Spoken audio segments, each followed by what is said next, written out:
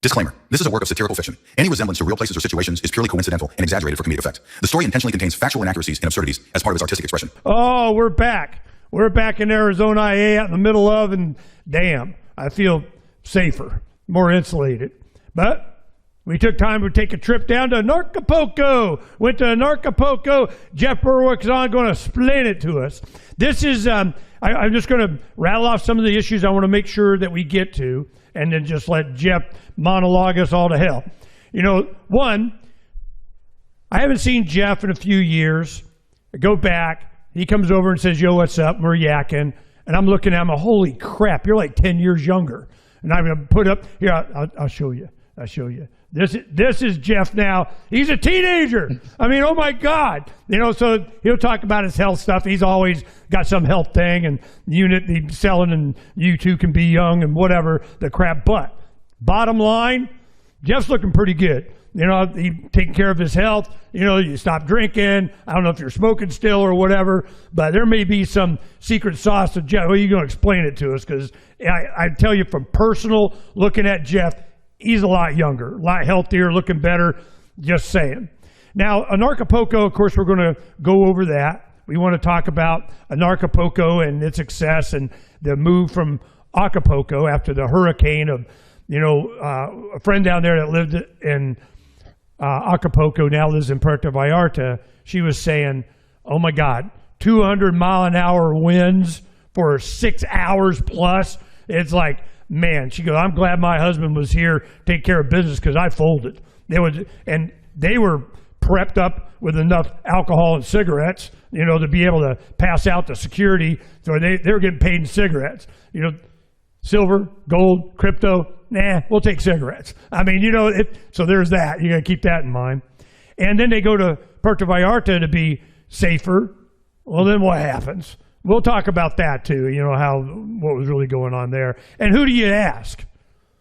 You know, it's the taxi drivers, the Uber guys, the maids, the concierge, you know, the people, the staff there, people that live there. You want to get the truth, you go to the source. And, of course, one thing I wanted to comment on, are we there yet? Are we there? Where? We're there. I mean, you know, so the beginning is nigh. We'll talk about that. Then the future, you know, the community, the Liberty community, predictions, crypto. But I want to start with that one right there. Anarchapulco has a lot of the English-speaking world. I mean, you get people from Spain and Europe and Africa and so on, but it's generally United Kingdom, Canada, Australia, New Zealand. I mean, you got, you know, the Queen's money or King's on your printed money. They're abused, and they want to go to Anarchapulco. And this has been a trend that I see from around the world, generally English-speaking, but, you know, U.S. is represented, but I mean, it's a lot of the English-speaking world looking for freedom. And they find Anarchapulco, and they're fans of Jeff and, you know, his walkabouts with his dog and so on. So they come, and by the hundreds. And it was a really nice, I'll give my opinion, but first, let's go to Jeff. Jeff, explain it to me, man. You know, what the move, the first thing was, you went from Acapulco. This was the first one in Puerto Vallarta. Tell us about that decision and how that worked out, would you please? Well, it worked out very interestingly. As you pointed out, we had so many things happen to us in Acapulco, so many that I don't think it could be called a coincidence at all at this point. I even typed it into Grok. I said, Grok, if you had an event over 8 years in Mexico, and one of the years someone was shot right before the conference, and it was international news, and it actually was, which it shouldn't have been, right? It was one person got shot, but it was like top headlines all across the world. Then after that, we had a 7.2 earthquake right before Ron Paul stepped on stage the next year. Then we got through the COVIDs, which we had to hide in a place called the Secret Garden. We were one of the only events that continued to run all through the COVIDs. Yep. Then we got hit by a Cat 5 hurricane that came out of the blue. Not one person, well, I was like one of the only people who knew. I don't know how I was one of the only people who knew, but I saw something on Twitter, and I was like, this looks like it's a big hurricane coming. And everyone's like, no, there's nothing on the television. No one's saying anything. And it was nighttime, so most people just went to sleep. And then, as you pointed out, a Cat 5. One of the only Cat 5 has ever hit dead on a major city before, hit dead on Acapulco. It actually hit directly at Max Egan's house and then the secret garden behind it. But the secret garden was not very damaged at all. It was very protected. But that destroyed most of the city, but we still ran the conference that year. Then the next year we got hit by a Cat 3 right before the conference, which was, it actually hit twice, which has never happened before. Came in, flooded the city, went out into the ocean, gained strength, and then came back in and sat on top of the city until the entire city was under numerous feet of water. So then that all happened. And then we were like, we're actually thinking, let's get out of the secret garden. We've been here. We were mostly there for the COVIDs because a lot of, like even the Princess Hotel in Acapulco said that they didn't, if we had the event there in 2021, we'd have to sit 6 feet apart and wear surgeon's masks. Like they went totally crazy. They're like, you have to wear surgeon's masks. I'm like, we're not surgeons, but they didn't seem to get it. And so after a few years at the Secret Garden, we thought, you know, it's time for a change. Let's go back out in public again. And then we thought, well, if we're going to do that, let's consider all our options. And we'd heard so many people say that they would come to Anarchapulco, but it's so hard to get to Acapulco, which has hardly any direct flights from anywhere. So I thought, well, let's try out Puerto Vallarta. So we moved there this year. And then right after the event, on the Sunday after, where a lot of people were still there, it was hit by a massive terror attack. And so I typed all that into Grok. I said, if all those things happened to one event over an 8-year period, what would be the odds of it? And it actually came back with this exact number. It said 1 in 60.6 billion. And so I think it's fair to say at this point that either we're being attacked or we're causing this. And actually, Christof Melchizedek, who's very spiritual, says that we're actually causing it. We're like because we bring so many truth and freedom, people who are very coherent, because all the stuff we believe in is all aligned with truth, with beauty, with like not attacking other people, stuff like that. Whereas all these other systems in the world all are. We're like a low pressure system coming into a high pressure system, and it actually causes this stuff, is what he says. So it's either that or we're just constantly being attacked by the system, because there's no other way to explain how all these things keep happening to us. But yeah, so we moved to Puerto Vallarta, and it was actually amazing. I don't think you've been there last year or two, if I remember correctly. You weren't there last year, but it's changed so dramatically, the event. It's become such an incredible, amazing, coherent, beautiful event. Like, you remember the old days back in, because this was our 12th year. You remember in our first few years, there was always some sort of drama or chaos or fighting or all these sort of things, and there was nothing like that this year.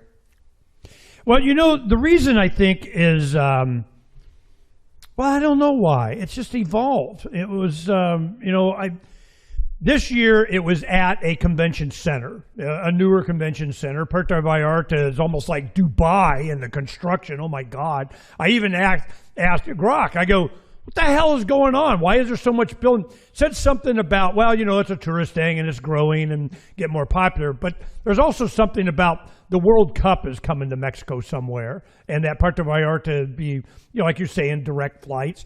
And it was so convenient for us, where before, during COVID, I emceed a couple of years. And what happened was, my only condition was, I'm not getting a shot. You got to figure out somehow I get down there. So I had to drive to Tijuana, or drive to San Diego, go across the bridge and go, and we could do it. Okay, I'll inconvenience myself enough to, help out and do, I'm just not getting the shot. Well, now, Puerto Vallarta, it's a direct shot from Sky Harbor, Phoenix here, straight into Puerto Vallarta, and that wasn't that far. It was a couple of hours, and boom, I'm going, hell yeah. I can see where it's more convenient, because before you go to Mexico City and you wait for 5 gazillion years, you get on a flight to go to Acapulco Airport and then, the consternation there. But it was more convenient. There was, I tell you one thing that I noticed, it was not old, but more mature crowd. There wasn't, the 20-something crypto people running around all over. It was more people that were seasoned, probably had resources. They were there for, the next big rich, Jeff's going to make us rich thing. And that's one thing. The dollar vigilante, I remember that was a thing, I don't know when you started it, but I remember a lot of Levolutionaries, the young guys, they were all Jeff Berwick up and moving to Acapulco and, looking for a future. Well, the Dollar Vigilante, explain what that is and that community that you have and their focus, would you please? Yeah, the Dollar Vigilante I started in 2010, so it's 16 years old now. I didn't start with any of this gray hair, although I am starting to lose my gray hair with the Tesla machine. That's a whole other story. But we started right after the 2008 financial collapse. It became very clear to me at that point that that was going to be the last sort of big crash before the complete collapse of the system. And we're getting very, very close to that now. So, yeah, we started that in 2010. We've always been heavy into gold, silver, and the gold, silver mining stocks, which have done incredibly well in the last year. And then we're also been quite big into crypto. I recommended Bitcoin at $3. I recommended Ethereum at $2. So yeah, we've done incredibly well over the years. And basically the entire newsletter is about... $2, but it went down to 60,000 from 100K. You're still probably making money, Yeah. Well, we actually said we have a newsletter called the Crypto Vigilante because we can't cover it all in the Dollar Vigilante, and they said to sell your Bitcoin above 100,000 this year. So we nailed it again. We nail it all the time. It's like the best newsletters in the world, but no one really knows about it, and we never get talked about because, of course, the powers that be don't want anyone to know about this essentially anarcho-capitalist financial newsletter that's profiting from all of the destruction of all their central banking and all their big government operations and things like that. But that's what we do at the Dollar Vigilante. Well, this is one thing I want to get your comment on. When I went to the Bitcoin conference at the invitation of Ross and Lynn Obrick when it was in Las Vegas, this last August, and I saw it was so beating the drum. It's store of value. It's digital gold. We're just going to get rich, and we're integrating, crypto into the government and the monetary system. And that was what I was afraid of. I mean, for years, decades, I'm like, I could see, the hijacking Bitcoin thing. We had Roger on a couple of weeks before he got arrested after he published the book. And we're working, with him and Aaron on, demonstrating Xano in the Agris market here in Occupy the Land. And out of principle, what it was for. Well, what happens is now we have crypto is just, it's a store of value. We're just going to get rich. We're not, and they just totally eliminate the peer-to-peer digital cash option. And Bitcoin, I would say, I'll tell you what its intrinsic value is. It's worth the gold and silver you're willing to give up for its features. Well, they take those features away. All the things that we were, the privacy, the speed, the cheapness, all these things that were promised the Liberty community. Well, you take that away, then what the hell is it good for? So we're looking for the privacy. Do you have, little insight on some privacy coins where you see crypto going? Is it just going to be get it on your Visa and get KYC'd on everything? Or, are we going to have something else that the Liberty community can embrace? Yeah, for sure. When I started the Dollar Vigilante and then recommended Bitcoin at $3 in 2011, I knew people like Roger Ver pretty quickly, Rafael Verde, and so many. And we were all basically anarcho-capitalists, and we were super excited about Bitcoin because we saw the potential for it to become the world's currency. And by doing that, it would get rid of the central banks. And by doing that, we would downsize governments massively, if not completely. Which would bring peace and prosperity on Earth like we've never known it. So we were super excited about it. But by around 2017, and this is actually just coming out in the Epstein files now a little bit, to some extent it got hijacked, even by Jeffrey Epstein himself, which I didn't even know. We were aware of it, though. Like, we knew what was happening at that time. We knew it was being hijacked by basically the globalists, or whatever you want to call them. And what they did was they limited the block size to basically like super tiny amount so that it could never, ever be used as a currency by everyone in the world. It can barely be used by, a few 100,000 people really as a currency because of how limited it was. So we spoke up dramatically about that. Rafael Verde, who is my partner at the Crypto Vigilante, has been one of the most outspoken people about it. He's been very against it ever since then. And then over the years, I've just become much less interested in Bitcoin. I'm basically not interested in Bitcoin at all anymore, even though we do have it in our portfolio. Not right now as much because it's going down and probably will continue to go down. But for me personally, I have no, like the reason I got into Bitcoin is what you just said, right? It was a way to get rid of the central banks. We thought it was private. Back in 2011, we hadn't thought it through enough that, these coin analytics, Palantir type companies and governments would come together to be able to track everything so well. So we thought it was basically Monero is what we thought Bitcoin was. So then Monero was actually launched over a decade ago, and I became incredibly interested at that point. And I just every year now I'm more and more interested in it. I think of it as what I thought Bitcoin was supposed to be. And it's actually been doing fairly well considering it's been delisted from almost every central exchange on Earth, which should be a huge hint that is what the system does not want. So yeah, I'm a huge proponent of Monero, and then there's some smaller ones that I like as well. I've talked about it over the years, like Pirate Chain. I still like Pirate Chain. It's gone up a lot in the past, and then went down a lot in the past. ARRR, Pirate Chain, R. I always thought that was cool. Yeah, it's a cool meme and everything, but it's actually even more private than Monero. And it's got a lot of things being developed on it right now. So those are the two. Like, obviously, Monero is the big one. It's the big daddy. And then, as far as the smaller coins, I like things like Pirate Chain quite a bit.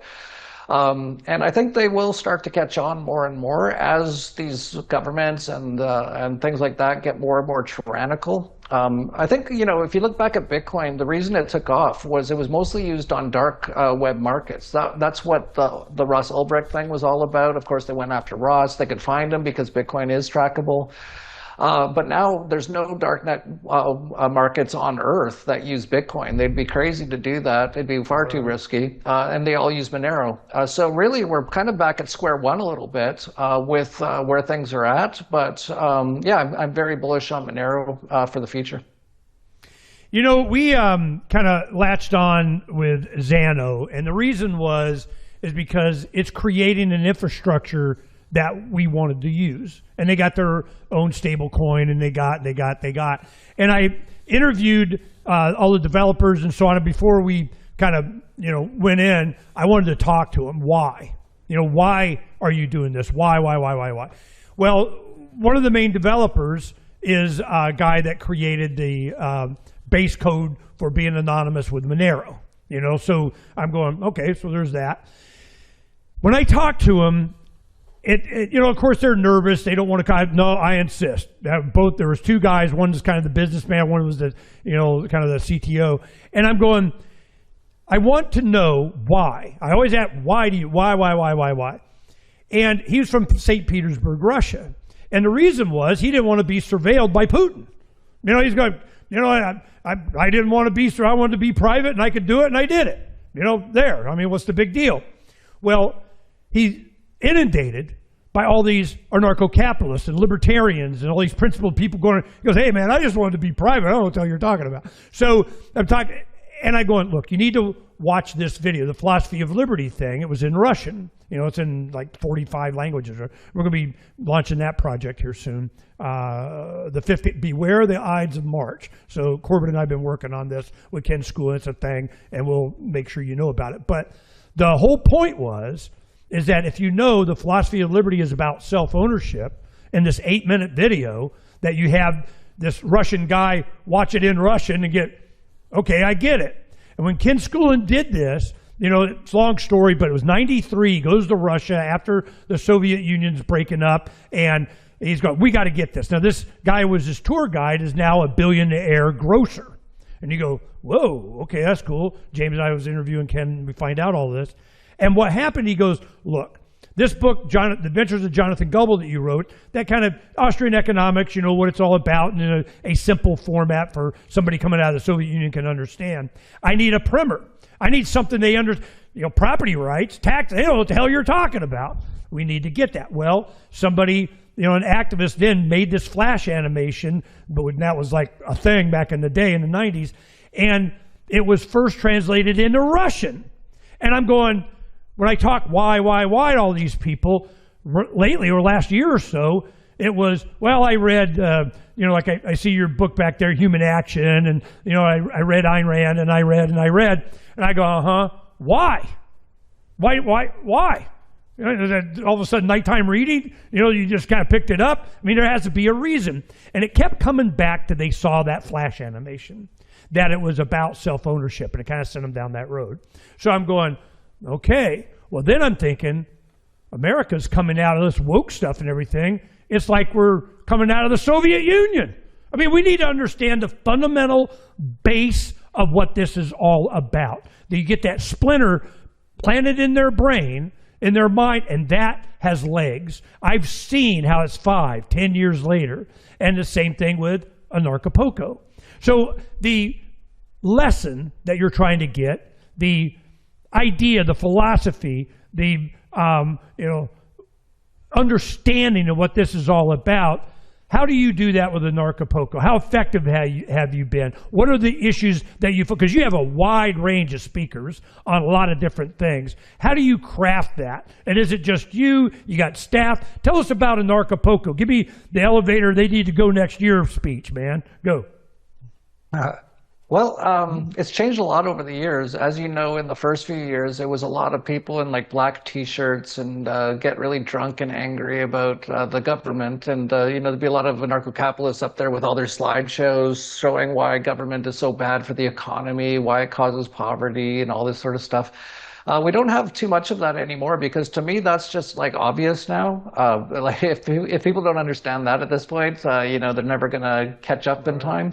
And what I've found is there's so many things that are related to freedom that so many incredible speakers out there and talking about what's actually going on in the world and things like that. So we have speakers like David Icke, Max Egan, and all kinds of like people just talking about what's actually happening in the world.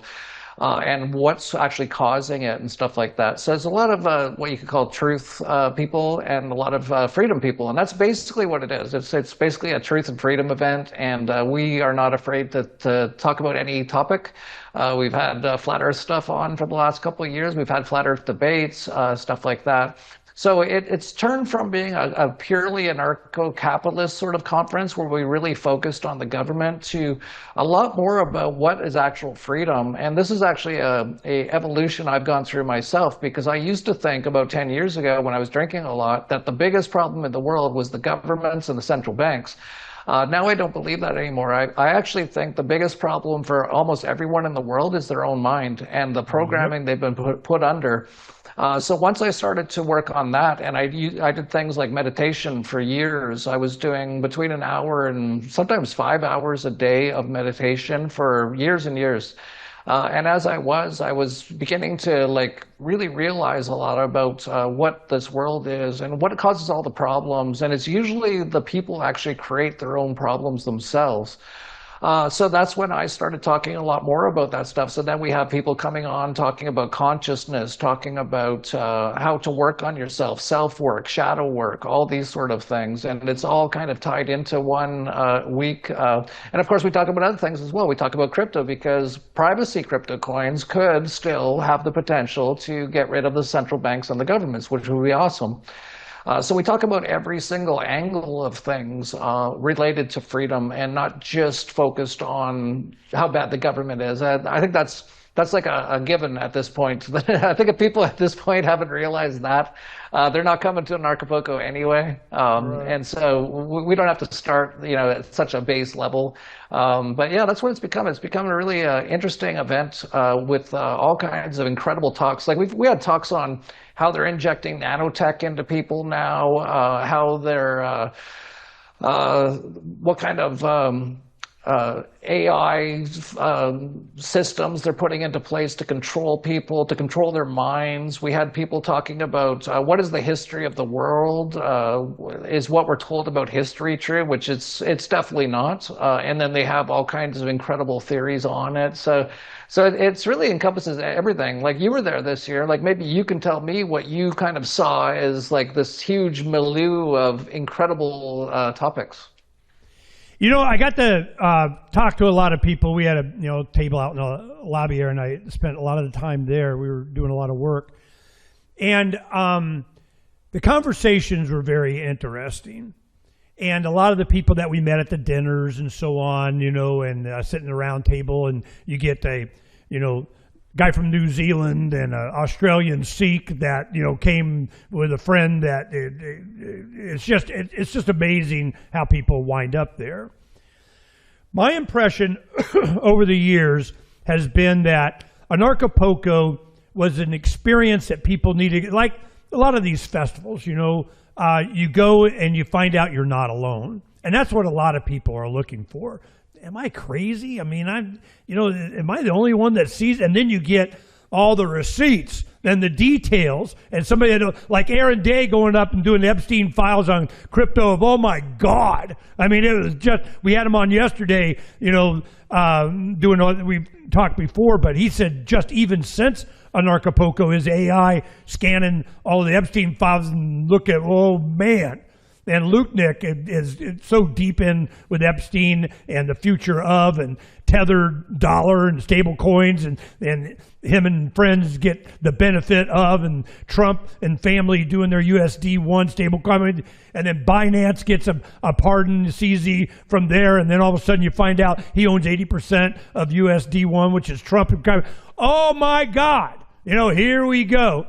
Anarchapulco is a touchstone for a lot of people internationally.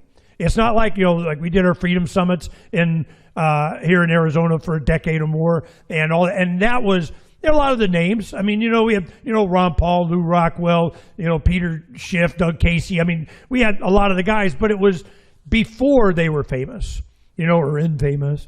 It was before people really understood it, and it was still that liberty group that they knew. Well, then they get confirmation. Anarchapulco is a little bit different. What happened with Anarchapulco, it is what is the philosophy of liberty it's about. It's about decentralization of power down to the individual. Certainly family, community, something. And it encompasses a lot of other things. It's like a spiritual battle against evil.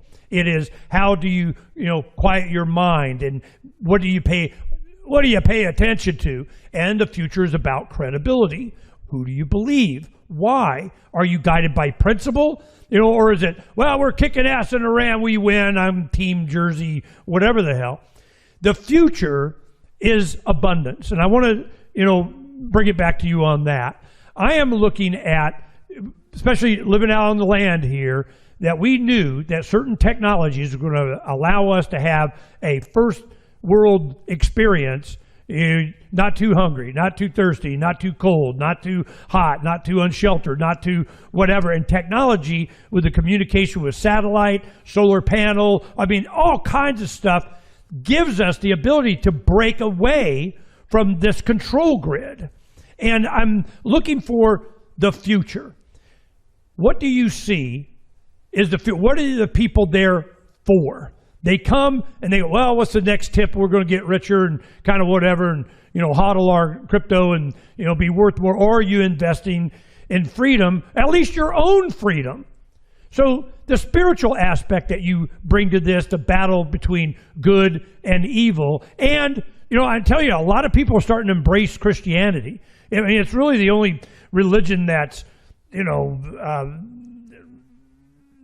do unto others as you'd have them do unto you. It's a, what do you say you do here? Well, not rule one, don't be a dick. I mean, this is, what's happening. And I'm wondering the spiritual aspect of this. It had a big impact on you, and you're seeing God's mentioned a lot, even by you. We've got all these anarchist, atheist, libertarians, and all of a sudden they're finding Jesus. I'm wondering why. Did you anticipate that? Comment on that, will you please? Yeah, well, for me personally, it started with just doing the self-work and the meditation, and I got into, deep meditations where, you can kind of have this knowing, you kind of this feeling of like that this isn't actually all that real, and that that you're just in it for an experience and stuff like that. And, even as logically speaking, I used to think, okay, what is this world? And it didn't make any sense. It's like, okay, we're in a universe and it goes on forever. It's like, okay, well, that doesn't even make any sense. Like, there's no wall at the end. If there is a wall, what's outside that wall, right? If you think about it logically, none of it really makes any sense. So I began to just, in my meditations and stuff, it became very clear to me personally that this is like a 3D video game that is basically inside the mind of God. And, even coming logically, I couldn't come to, this is all just an accident. That made no sense to me whatsoever. In fact, if you really think just logically, none of this makes sense. None of it at all. Like, this was clearly created. So then when you get to that, you start to talk about God or whatever you want to call it, right? That something, someone, whatever you want to call it, created all of this. And it's pretty amazing. It's pretty incredible. Like, even, the chicken and the egg, like, how did that, what happened? One had to come first, but it doesn't make any sense. None of it makes sense. How is it that our body does like a trillion things in every second? We don't have to do anything. It all runs itself perfectly. It's like the most incredible machine ever. Our brains, you get into that. So just from a logical basis and then getting into the meditation, it became very clear to me that this is essentially an experience we're having inside the mind of God. So that's basically where I went with it. And I started talking about that. And I think a lot of other people have started to come more and more to those sort of conclusions. And you can, of course, go to the more organized religion route, which have mostly been like taken over and inverted for the most part. But, there's people who go with the Jesus way or whatever that is. And I'm like, cool, because Jesus sounds awesome. He did a lot of the stuff that I'm all about. Do unto others as you want them to do unto you. The only time he got violent was with the government about taxes and with the central banksters. Damn bankers. Yeah. So I'm like, he sounds exactly like my kind of guy. But the thing with the Jesus stuff that I find with a lot of people is they kind of get into this, if I just believe in Jesus, then everything will be okay. I'm more of the belief that if Jesus was real, because I don't believe anything about anything, like nothing in this 3D video game, I don't believe anything I'm told. But if he was real, that you're supposed to be like him is what you're supposed to be, really. And I don't see a lot of Christian people actually trying to be and do the work. Right. It actually takes a lot of work. You've got to get out your programming. You've got to figure out your addictions. You've got to, it's hard work. And that's what I personally did over like a 10-year period. As you mentioned, I used to drink a lot and I had to do the hard work on myself, the shadow work, the self work. The deep meditation to get to kind of get to a new level. And that I think is where everyone should go. And in fact, I actually say there's actually nothing to be done really in this world, in my opinion, except for doing that work on yourself. And once you do that work and you get physically really good, so you can't, and this a lot of stuff's even in the Bible and stuff about, you take care of your temple, because if your body isn't good, then your mind doesn't really work all that well. And if your mind's not working all that well, you're not going to be able to get into consciousness levels where you can really connect with the source. I basically say make sure your physical temple is as good as can be, then work on your mind, and that's a whole other ball of worms or bag of worms. What was it? Bag of worms? Can of worms. Can of worms. I had it close. A whole other can of worms there. There's so much programming we've got, and also all of our traumas. That's what actually affects most people in their lives, is their traumas that they haven't gotten over. And that is so important for everyone to work on. And then once you do that, and if you can do that, and it takes a while, it could take years, then you start to be able to get into this incredible space where you can just sit and connect more with the source, in my opinion, or rise up to a higher consciousness level. And then a lot of this stuff just starts to become clear. So for me personally, that's been the route that I've took. And the fact that so many people at Anarchapulco are kind of doing similar now, I don't know if I caused that. I don't think I did, but it's possible.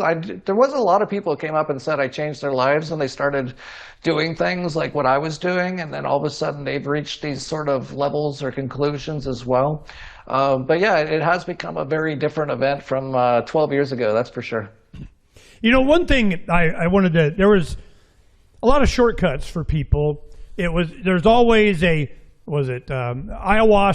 and bufo or whatever, the frog thing, which I found out that frog is here in the Sonoran Desert. I get the monsoon, I'm gonna be hunting me some frogs. But you know, the main thing is that they would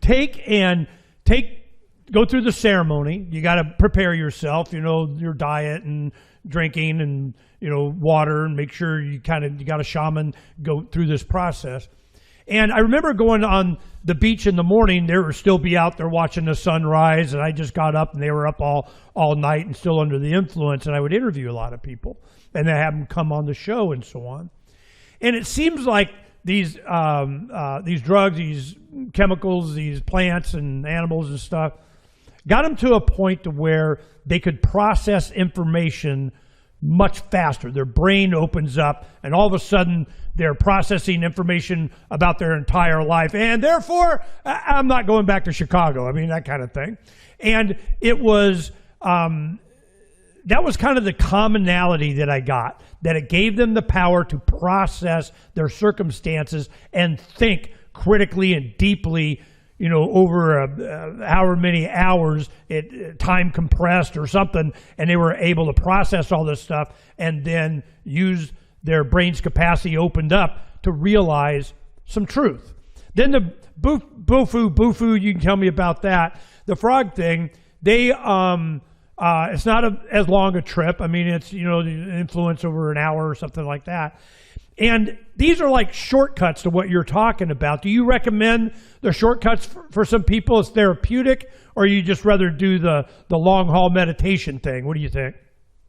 Well, I should say that when I first decided to go down this road and do the self-work more than 10 years ago, I started with ayahuasca. I did it twice, and it gave me some incredible insights that no one would have been able to give me except for the plant medicine. And actually, it was to allow others to help me. It showed me that in the ayahuasca, and that's what I wasn't doing. I wasn't asking for help. I thought I had to figure this all out of myself. But after the ayahuasca, I began asking my wife for help, and she started helping me.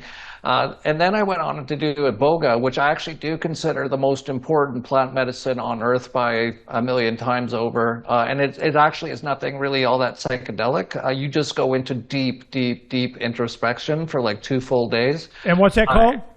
Iboga. It's from Africa. You basically do like a deep meditation that in some ways seems like it lasts for years. Like you're in there forever, it seems. And your subconscious, you look at your subconscious for like 2 straight days. And it's super hard because there's a lot of stuff in your subconscious you don't want to look at. And that's actually your traumas. And they're really hard to get to and really be seen. But you can do that with the iboga. So yeah, when it comes to plant medicines, I would say that they can be very, very, very helpful to people. In some ways, it might be the only way for some people to actually reach higher levels, basically, especially something like the iboga, because otherwise it takes years and years and it's super hard. And the plant medicines actually make you have to go through it. So you're stuck there.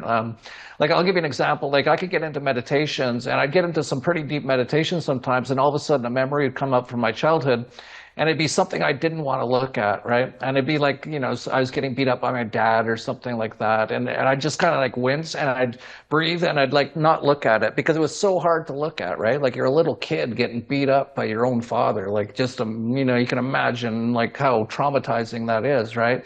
The person who's supposed to be there to protect you, right? So anyway, when I do that in the meditations, I'd run away from it. I wouldn't want to look at it. But when I did the iboga, I've done it twice now. I did it once about 10 years ago, and I did it again just a few months ago in Egypt at the pyramids. And in this one, it made me look at my entire childhood for what seemed like years and look at every little detail of it, feel every emotion, just relive it and feel it again. And by doing that, I actually ended up, over the course of time, healing it all. And it actually changed my life dramatically afterwards. So yeah, when it comes to some of these plant medicines, Like, there's a reason that some of these, Native Americans and stuff like that do these things. They're actually, like, I actually say, if everyone on Earth was forced to do iboga, we would have peace and prosperity on Earth like we've never known it about a week later, once they got over it and recovered from it. Because it will show them everything about themselves and they will be able to fix themselves. And that's what I was saying earlier. Most people's problems are all caused by their own mind. And that's what we need to really get repaired or fixed or healed, you could say, in order. And then once you do that, though, incredible things happen. And you mentioned that some of these people were able to process massive amounts of information. Yeah, you can almost become like superhuman as you do these different levels of self-work, basically, what you can do with plant medicines as well. I've been invited, a bunch of times, come on, Ernie, come on. And I just haven't had the time. I mean, it's like I got responsibilities. I got to do stuff. It's not that, I wouldn't try it. It's just that, and I'd love to have a shaman, somebody experienced, friends come out here on the land and do that, feel safe, and Donna babysit me. But, it's also, I'm like, I don't know, I need my pain. I mean, a lot of what my life experience brought me to where I want to be now. I'm not sure I would benefit or not. I don't know. But, everybody that I talked to, there was a benefit. They got the process. Now, some people, they're coming up against their demons or whatever. It's uncomfortable. You got to go through that. And then, I don't know anyone that's done it once that says they wouldn't do it again. Have you come across those people? Go, I'm glad. Okay, I'm not doing that anymore. Have you gotten that response? Well, I was one of those people after the first time I did iboga. It kicked the crap out of me so badly because I needed it. I was basically depressed and suicidal and didn't want to live and all those sort of things. And I did it as a last resort, and it kicked the crap out of me. It made me look at everything so much, and it was super hard. And when I was done, I said, I'll never, ever, ever do that again. And it's because it was so hard. But what I didn't realize is all the things that ended up happening over the next 10 years was because of that work I did with the iboga. And then I got to the point where Christof Melchizedek was doing it in Egypt, right at the pyramids. And I'd said even months before that I'll never do iboga again. It was way too hard. But he kind of convinced me. He's like, don't worry, you've done enough work now that it won't be that hard this time. So I tried it again, and it was still very, very hard, but nothing like the first time. But yeah, that was... so I was even like, I'll never do that again. But what I will say is that all the experiences I've had from all of them, and I've done most plant medicines now, all have been very beneficial and definitely nothing negative for me at all. I'm willing to experiment with people I trust that know what's up, but I like my clarity of I think I get it. I don't get all hyperbolic about anything. I just here it comes, and we got to get ready for. And that's what Occupy the Land thing is about. But I'm just like, what do you see the future is going to be? Your experiences, talking to people around the world, all the news that we got, what happened in Puerto Vallarta, Ecuador now. Oh my God, Iran, Russia, China. I mean, it's like, damn, our bingo card is full. So this has been a dampening effect on a lot of people about the future, and I'm seeing abundance. I mean, this too shall break. What's your opinion? Well, at the heart of it, I actually don't worry about anything. This is all an experience that we're meant to have. We all have our own true man show, in my opinion, and it's perfectly tailored. We have to go through exactly what we have to go through. Some of it's very hard in order to learn and in order to power up to the next level and stuff like that. So when it comes to like what's going to happen with the world, I don't worry about it whatsoever. I know that this is actually not fully based reality. Even as Jesus would say, he said, I am in this world, but not of this world. And when you come to that realization, you don't worry about a thing. And that's not to say that I don't, take care of things I need to take care of. Like I'm living on a ranch with a blue roof right now for the directed energy weapons. I'm growing all my own food because they're poisoning the food supply. Right. I'm doing all those sort of things. So it's not like I'm completely just I'm not worried about anything. But inside the video game, inside this experience, inside this Truman show, I do, pay attention to everything going on and be careful and that sort of a thing. But at the end of the day, I don't worry at all because there's only one thing. And this is the realization I've come to over the years: is there's only one thing that exists. There's only one thing that's ever existed and ever will exist, and that's consciousness, and that's what we are. And we're having just this experience inside consciousness. And I think in some respect, all this stuff going on, just look at how tyrannical, even when we were talking about freedom 20 years ago, I don't think we could ever imagine everything that's happened in the last 5 or 10 years. The COVID, I can't believe that even happened. They locked down the entire world over a fake sort of virus thing, and then tried to inject everyone with poison. They gave them French fries to do it, and they did it. We're living in Krispy Kreme donuts. They almost had me there. Yeah, so I couldn't even imagine this stuff 10 or 20 years ago, and now we're living in it. I think it's it's just all part of the video game, and I think what we have to do inside the video game is figure out our own path. And first of all, making sure you never sell your soul, and that would be doing something that's not right in exchange for some sort of profit to yourself, like money. Most people on Earth have already sold their souls in various ways. So keeping your soul intact, and then figuring out the video game, figuring out exactly what's going on, and trying to weave your way around all of the massive stuff. They're chemtrailing most of the world right now. So what are you going to do about that? Well, you better be detoxing, that's for sure. They're trying to inject everyone with poison. They're trying to inject people with nanotech. And what are you going to do about that? Wait. You said you better be peacoxing? What the hell is that? What? Detoxing, okay. with the Detox. Chemtrails, you're getting a lot of aluminum and stuff into your body. You can actually detox a lot of it out, even with just things like saunas and certain, heavy metal sort of detox sort of things. So yeah, you have to learn all these things. They're poisoning the food supply. So what are you going to do? You're going to go live on the land, grow your own food. Okay, now you've passed that level, right? So, and then Bill Gates is trying to block out the sun. What are you going to do? I figured that out. It's amazing. It's incredible. And it's so much fun to try to win this video game that I'm just enjoying playing the game. That's really all I'm doing at this point.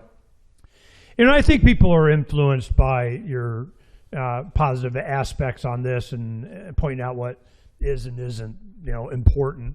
But the health thing, that's always been a theme at Anarchapulco, it seems, and a lot of it, clean food and living right. But you look. I wanted to mention that at the top of the show. I'm just going, look at Jeff. I mean, he looks younger than what I mean. I'm sure cutting alcohol didn't hurt, but. He's always got something up there, kind of, the Tesla plasma of whatever, and there's a whatever, and take this whatever, and supplement whatever, and you need more testosterone. I mean, whatever it is. But let's talk about the Tesla plasma machine. That thing was not free. It's like $11,000. One of the guys bought it, and he put it under our table. Can I store this here? Yeah, whatever. And it's Kate. I'm like, damn, did it have it? Well, yeah, I thought it was pretty worth. I went and bought it, So go ahead, and I'll let you do your commercial on this thing just because, it's a thing. But go ahead and tell people what that was about, and I'll pull up your site here for it. Let's see. Well, I should say, I'm not involved with the TZLA.Club. I've become a member, basically. I was one of the first members. They came to me and they showed me the machine about 2 years ago. And I was just like most people. They're like, yeah, it cures basically everything. It de-ages you, all this sort of stuff. And I was like, yeah, I hear all kinds of stuff like that. And they gave me one of the machines, and I actually healed my dog, Bruce Lee's eye, which was completely white, within 2 days with it. And I was like, oh, that's interesting. And then I had a maid who had a bad back for more than a decade, and she was just about to quit. And I put it on her back for 15 minutes, and she's the next day she was lugging large packages around the house, no problem. She's been fine ever since. So I went and I've used it with probably hundreds of people now, and almost every time it cures whatever their problem is. So I was like, okay, this is real. So I was talking to them. I'm like, you guys got to get this out to people. And they were like, well, Big Pharma will probably kill us, if they find out who we are. And I'm like, well, you guys are smart narco-capitalist type people. I met them at Anarchapulco. I said, do it underground. People can pay with Monero. You'll ship it anywhere in the world as a science kit. It actually looks like it's nothing too special, too, to get by customs. And all that kind of stuff. So yeah, like I've just been helping them along the way because I believe in it so much. I think it's so, like, to me personally, this is the biggest rediscovery of our lifetimes by far. There's nothing that even comes close. And I say rediscovery because I think people used to have access to this stuff because Nikola Tesla did it about 100 years ago. He had basically Tesla plasma machines back then. And then Donald Trump's uncle and the CIA came in and stole it, and they've managed to keep it mostly hidden from humanity for about 100 years. But a mad scientist in Mexico, a literally crazy guy, stumbled across a way to create not only the plasma that Nikola Tesla was doing, but like way more effective, way stronger, and it could run way longer because the old machines could run for like 10 minutes. But this one can run for like all day if you want. And so they just started doing it about a year and a half ago, just putting it out. And so many people have been healed from it now, like paralysis people who couldn't walk, dogs who couldn't walk, all of a sudden now can walk. People are going to have their legs amputated. And then a few weeks later, they're like walking miles a day and they're fine. Multiple sclerosis lady. Do you know the mechanism? The mechanism is tricky because it's nothing that you can fully explain. Basically, when you look at plasma and what Nikola Tesla said about plasma, and plasma used to be talked about quite a bit. Even ether, what used to be in the periodic table of elements and stuff, and they actually took it out about like when Rockefeller took over all the medicine stuff, like 100 and some years ago. They hid all this stuff, but basically, what it appears to be is it appears to take your cells, which most of our cells, like I'll give you one example. I did a quantum biofeedback machine 1 year after I had the Tesla machine, and I used it almost every day because it gives me incredible energy, like insane amount of energy. Like I can just go like all weekend in Anarchapulco. It was like no problem whatsoever. Just go, no problem. Because I have so much energy from the machine. And I did the quantum biofeedback machine last year at Anarchapulco.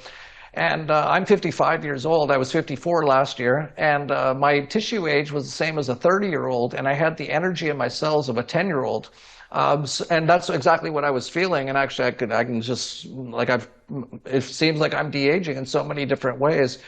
And what we think, or no one knows exactly, but it appears the plasma, which you can get out of the ether, so it's all around us. That's the incredible thing. That's the most beautiful thing about all this stuff is, you have Big Pharma and the doctors and the guys in the butcher coats with the really bad handwriting, and they'll tell you they can't cure anything. Big Pharma has never cured anything ever, but they've got 1 million pills that'll make your life maybe a little better and then worse later, and then, you'll be broke and dead at the end of it. When we actually have all that we need all around us, we just need a way to be able to grab that out of the ether. And that's what the Tesla machine does. And what it basically does is it appears to revert your cells back to full functionality, because most sickness is actually just because people's cells, their body, just isn't operating properly because it's toxic with either all the toxins that is all around us with everything, or even emotional toxins and emotional trauma can actually be in your body. So what we think, we don't know, is that it restores your cells to like full electric functionality again. And when your body does that, your body can heal itself of anything. Your body is an incredible, magical mystery, basically. Like what else do you have? Like, I don't know how old you are, Ernie, but like I don't have anything that's 55 years old that I haven't really taken all that much care of that still runs like awesome, except for my body, right? Like everything else breaks after a couple of years. It just gets old or creaky. It just dies. You got to replace parts and all this sort of stuff. But this body is amazing. But what we have to do is be able to make it run optimally. And of course, there's other things involved in that, like diet and exercise and stuff like that. But most of the problems that people have is because their body is just toxic. And it could be, like I said, physical. It could even be emotional or trauma-based. And this plasma out of the ether appears to bring those parts of your body back to full function. And when it does that, whatever disease that the doctors and the butcher coats tell you have, which is just a description of a problem that you have, usually seems to go away because the body can actually heal itself if it has the energy and the full functionality to do it. And so that's what we think it does, but we don't really even know. It's incredible. Well, what do you think it is that had the biggest? And I don't want to harp on it too much, but when Jeff came over just to hang conversation, we're setting up and so on, we're just yakking, and I'm looking at him, I go, holy shit, you look like 10 years younger than when I saw you last. What do you think was mostly responsible for that? Was your emotional state, your cleansing of your mind, getting your mind right, detoxing, the plasma thing, all combined, no alcohol? I mean, you went full tilt on getting healthier and better, but what do you think was the most effective thing? Well, I would say it's all of it for sure. Definitely stopping the alcohol was a huge power up for me. Then I got a much better diet. Then I started exercising, and then I kind of went pretty wild with all kinds of things. I've got a hyperbaric chamber in my house. I've got a lot of good things about that. Yeah, I've got a steam room and a sauna. I've got a cold plunge pool. So I do all those things, and those have definitely all contributed. But I would say the biggest change has been since I've had the Tesla machine 2 years ago, because I couldn't actually do a lot of those things because I felt kind of like sluggish, right? Like I actually spend 3 to 4 hours a day in my spa gym every single day doing all these things. But I never had the energy to do it before. But once I had the Tesla machine, all of a sudden I had just basically unlimited energy. So I'm like, I'll go to the gym. I'll go on the treadmill. I'll lift some weights. I'll go in the steam room. I'll go in the sauna. I'll go in the cold plunge pool. I'll go get some sun outside. I'll go in the hyperbaric chamber. It just like everything just seemed so easy once my body was just working so well with so much energy. So yeah, I would say it's definitely a combination of things, but by far the biggest difference has actually come from the Tesla machine. Well, a lot of this work you do on yourself and people should do, and they get their mind and bodies right and so on. In America, we are so inundated. It's in the water. It's the fluoride. It's the chemicals. It's a centralized, we got, a water treatment plant for you, and you have the air. I mean, I'm out here in the desert and I'm like, damn, there'd be chemtrailing something. I take some pictures and I go, what the heck is that? And you can see it kind of go, you conspiracist. I'm going, hey man, I'm just saying this is not normal. This is abnormal, okay? I'm just like, this is not what I grew up with. I'm just saying. Well, what do you think? I don't know, but it ain't normal. And then you have what's in our food, what's in our. After you do this, I'm wondering, can you do it in America? Is it even possible to get away from a lot of this stuff? I mean, we do Donna Hazard Gardens, and we do the best we can. But is there another place to be? Is America it? When I was on the beach in Panama doing a little walkabout about what was going on in Puerto Vallarta with the violence and so on, if there was any, I mean, there was definitely smoke every half mile. They made sure, it looked like a Gaza. But as I'm doing that, I'm just, is it America? Is that where we got to be? Is it Mexico? Is it somewhere else? Is it anywhere? Is it space? Is it out in the ocean? Is it, where's your community? Where's Galt's Gulch? And you got to find it, or can you create it yourself?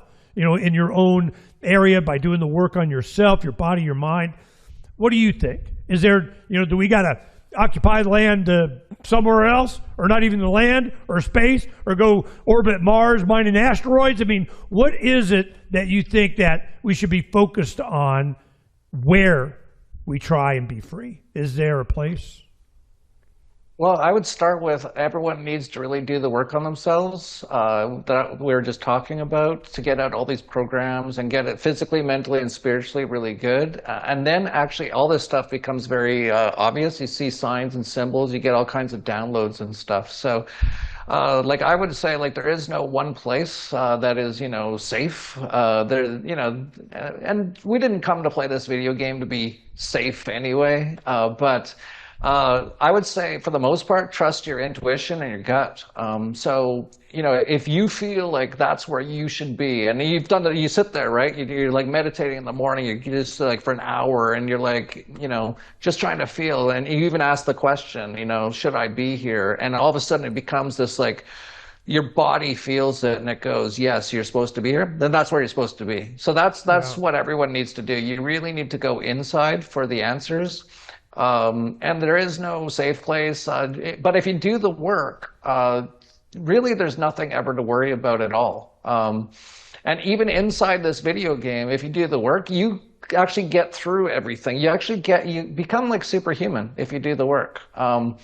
Sort of like being a Jedi, like even with the Porta Vallarta stuff, right? Like nothing happened to any of our people. And I think a big part of that is because a lot of us are doing the work. And so a lot of our people just walk through it like no problem. And, it really wasn't a major, massive event. It looked like it was at first. And of course, in the news, they said it was. It was just a bunch of buses on fire for the most part. But because a lot of us strategically located to make sure the town looked under smoke of. I sit there and watched it from Panama, and I'm going, oh, this is so manipulative, staged. There's something. Trump, you got to get rid of the fentanyl deal with the president of Mexico and take out one guy, and then we'll do Ecuador, Venezuela, Iran, it was a thing. And this is not, what they're trying to depict. And let's get to that real quick. I don't want to spend a lot of time on it because it just make you talk about it. But are you going to go back to Puerto Vallarta, you think, next year? Well, one of the interesting things was there was still a lot of people there when this terror attack happened, which was mostly staged. It was mostly a show, and it was done on purpose mostly theater. And most of our people didn't fall for it. In fact, Max Egan was out right as it was happening, just with his camera laughing. A lot of the alternative media people were there, and they're going out and showing. It's like, there's nothing really happening. There's just a bunch of buses that are on fire. And then actually another person went out, and he saw that a bunch of the windshields were all melted and stuff. So we actually suspect there might have been directed energy weapons involved, but they actually picked the worst place to do this thing because all of us are like used to this stuff and we've all done the work. We're not scared of anything. We're not fearful. We're investigative and all that sort of thing. So it's kind of interesting. Like even a day after that happened, there was still a lot of people there, and a lot of them went to Max's bar that night, and they're all like, "Yeah, I can't wait to come back next year," even though it was like this terrorizing event, right? But so yeah, most people I asked at the end of the event, and this is before the terror attack, but I think it's still the same, that most people would like to have it back in Puerto Vallarta next year, so we probably will. Where we have it, that's up for debate. We're going to be sending out a survey to everyone who came to the event. We're thinking we might even do it outside of like Puerto Vallarta itself, in like San Pancho and areas like that are on the coast there, about 45 minutes from Puerto Vallarta. But that's all to be decided. But yeah, so. Okay, I want to have a vote. I get a vote. I want to vote. Everyone gets a vote. We all believe in the democracy. Like democracy is the most important thing. My thing. I really like the Anarchapulco because it was broke up into a lot of different groups. You get to meet people and talk and so on. You go see what you want to see. And you had the beach, and it was on the vendors, the massage tables. You got the different resorts or different things that you've done in the past on the beach. This wasn't on the beach. Now, we were next to the beach. I mean, you could go to the beach if you wanted to, but to have it at a resort that was on the beach added something to it, and also kept a lot of the people in the same place that you could do that. It was pleasurable. It was nice. You really taxed out the taxis and the Ubers, but it was pleasant. It was nice. I mean, if it was there again, I think it'd be cool. But I really like the beach experience. That was one thing that I missed, and if that could be accomplished, that would be cool. There is a lot of predictions that I wanted to just get your opinion on. You talk about all the political stuff, the midterms, and this guy said that, and who gets prosecuted, and are you going to arrest anybody about anything, and and the wars and rumors of wars and all this stuff. It just it seems to me, what if they had a war and nobody came or cared? You know, and I'm feeling that. And they're just like, man, you guys do you. We're insulated from, we're getting away from, we're getting our mind right. You know, we're in the right place. We've found our tribe. We're focusing on our family and new family and the community and so on. Give us a view into the future a little bit. You know, what do you think is going to happen? Man, that's a tough question. I think the entire, this is actually great news for us. I think all these governments and central banks, they're all going to be collapsing in the next couple of years. And then how that plays out and what happens will be a little bumpy at the very least for a lot of people. That's why I'm quite a big proponent of getting out of major cities, getting, you know, to, like where you are there, where I am here on my ranch, because I think as a lot of these things collapse, which is awesome and going to be so incredible, that it's going to be very messy because so many people are so inured and so tied to the system. That, you know, when the grocery stores close, when the banks collapse, you know, I wouldn't want to be in like New York City when that happened, right? And there's all kinds of other things. But I think the more that people just do what you were saying and just detach from the system and go off wherever they go and create their new life and their new economy and their new whatever they're going to do, grow their own food. I think the more that people do that, the better. And I think if they're smart, if they're paying attention, if they're doing the work, they will probably have be able to survive the next couple of years. And then after that, I think we could go on to an incredible new world. Incredible. That would be, yeah, just incredible. But you're going to have to survive the collapse of the old world. You're going to have to be smart to do that. You know, one thing before you go, Anarchapulco always videos it. You get access to it. You able to see, you know, the videos that you missed and so on. You know, I'm sure I got access as a speaker thing, whatever, but there was a bunch of things that I missed that I wanted to see because of scheduling. There was so much going on. How do I get to the videos, man? You know, let's, you know, pimp it out for the people. We can go watch videos. What's up? Yeah, you can get them at Anarchapulco.com. I don't know exactly where it is on the website, but it should be there, probably near the top. Get virtual ticket or replays, and yeah, go to tickets, and then if you go there, they should. If you click on tickets, I think you have to actually click on it. I think it should open down below. Yeah, here you go.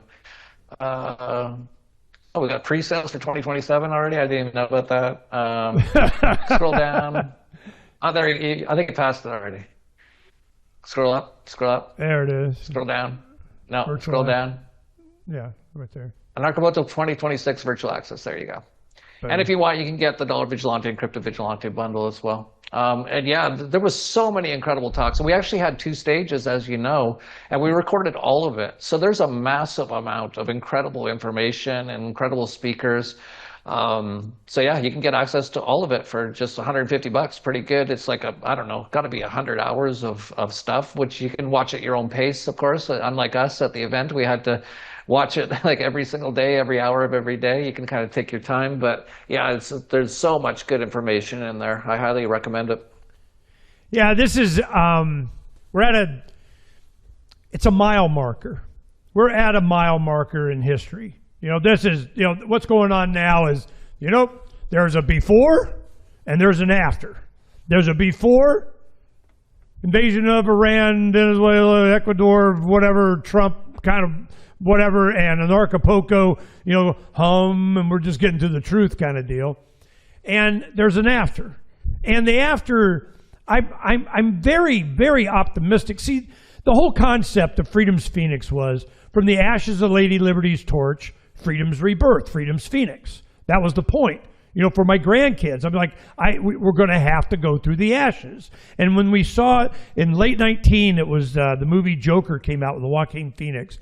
And I'm watching, I'm like, what the crap was that? You know, it's like predictive programming kind of, and then that summer, here we go, Portland and all of it. Yep, here we go. Here come the ashes. And people are going to have to start making decisions for themselves and their future and their families. And you have, you have a family. You got a young son who's on your shoulders out there, and he was, digging that, but he had to go put on a Spider-Man outfit, man. Come back and show everybody. So you got a young son. You're looking into the future. Are you feeling pretty optimistic? You okay? Yeah, like in general, yes.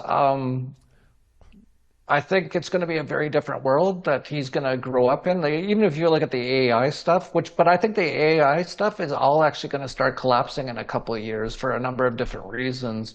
But yeah, no, I'm gonna, he's already like had a so much better childhood than me or my wife ever could have imagined. We're, just making sure his life is full of love and connection and never has to, worry about anything. And it's just all beauty and love and a huge family that he's always playing with. And I just expect we'll just continue on like that.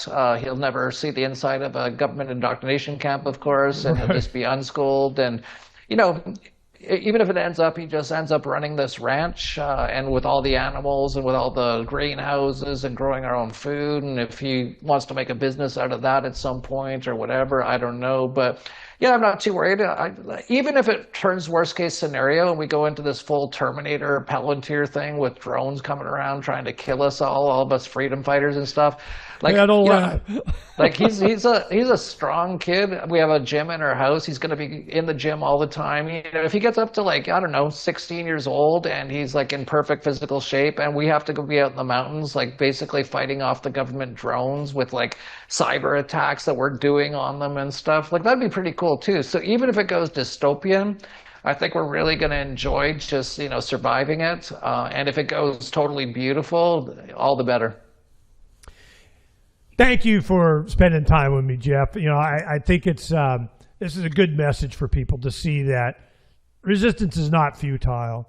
There is a tribe out there that you can find if you're a freedom-oriented individual. And it comes down to, finding peace of mind. Understanding the truth of things. And Anarchapulco is one of those things that if you're of this mind and you experience it, you get a feeling of relief. You're not alone. You're not crazy. You understand. Other people do. And there is a future. And a lot of it is just being comfortable in your own skin with your own family and your own community. And Anarchapulco is a very good widespread of all kinds of interest that you'll find something to be there for. And then, of course, Puerto Vallarta was very nice. You go around and it was safe.